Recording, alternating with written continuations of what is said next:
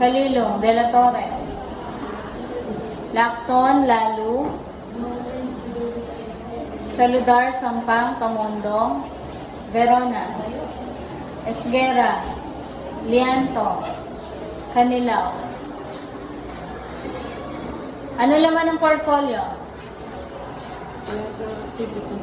Ha? Saan nilalagay? Saan? Folder na.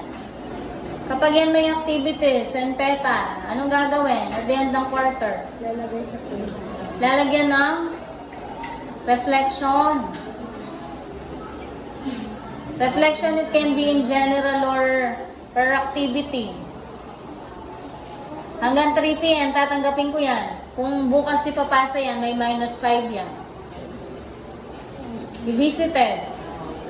Para ka na ng deadline, bigay kaya kayo. Kailangan pa po naman. Reflection.